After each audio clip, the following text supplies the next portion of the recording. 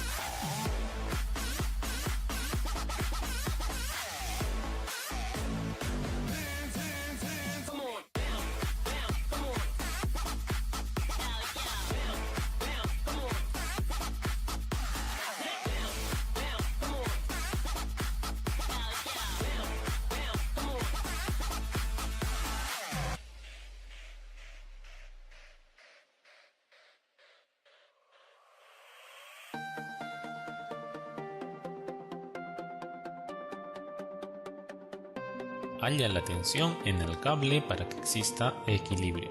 La barra uniforme pesa 10 kilogramos. Empezamos el problema realizando el diagrama de cuerpo libre de la barra. Por aquí debemos tener una tensión, vamos a llamarle T. Como nos dicen que la barra uniforme pesa 10 kilogramos, entonces ponemos el peso a la mitad de la barra. Recuerden que el peso es masa por gravedad. Nos dan que la masa es 10 kilogramos y la gravedad nos dicen que es 10. Entonces 10 por 10 sería 100. Entonces ponemos que el peso es de 100 newtons. Es importante indicar que el peso está a la mitad de la barra. Si la barra tiene una longitud L, entonces el peso estaría a una distancia de L medios, justo a la mitad. Bien, esas son las fuerzas que actúan sobre la barra y nosotros tenemos que hallar la tensión en el cable para que haya equilibrio. Entonces plantearíamos la condición de equilibrio para el caso de rotación. El momento resultante, que es igual a la sumatoria de momentos, tendría que ser igual a 0 para que esté en equilibrio. Bien, entonces calculamos los momentos de cada fuerza. Recordemos que el punto de rotación va a estar aquí, en este extremo de la barra, y el peso de 100 newtons generaría un momento en sentido horario, ya sería negativo. Sabemos que el momento es fuerza por distancia. La fuerza es de 100 newtons y la distancia es de L medios. El signo es negativo. Ahora, el momento de la fuerza que se encuentra en el extremo de 100 newtons también sería negativo. Entonces ponemos signo negativo, la fuerza es 100 y la distancia es L, ¿no? Porque se encuentra en el extremo de la barra, entonces la distancia es L. Entonces ahora calculamos el momento debido a la tensión T. Recordemos que cuando nosotros calculamos el momento de una fuerza, eso es igual a la fuerza por el brazo de palanca o la distancia, pero la fuerza tiene que formar 90 grados con el brazo de palanca o la distancia, ¿no? En este caso la tensión está formando 30 grados con el brazo de palanca o con la distancia. Entonces lo que hacemos es descomponer la tensión. Descomponemos la tensión en dos componentes, una componente vertical y una componente horizontal. La componente horizontal, como su proyección pasa por el eje de giro, entonces esa componente no va a generar momento, ¿sí? Entonces esa componente la descartamos. Solamente nos quedamos con la componente vertical, que sería igual a T por el seno de 30. Entonces consideramos el momento que genera esta fuerza, que sería en sentido antihorario, ¿ya? Entonces sería positivo. Ponemos signo positivo, el momento es igual a fuerza por distancia, la fuerza vale T por seno de 30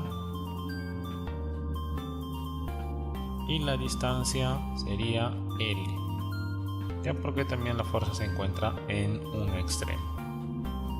Eso igualamos a 0. Bien, entonces de esta ecuación vamos a despejar T Pero antes de eso observemos que la variable L puede simplificarse, ya porque está presente en todos los términos. Aquí nos quedaría menos 100 entre 2, nos quedaría menos 50, aquí queda menos 100, más, y aquí nos quedaría t por el seno de 30. T por el seno de 30 es un medio. Esto es igual a 0.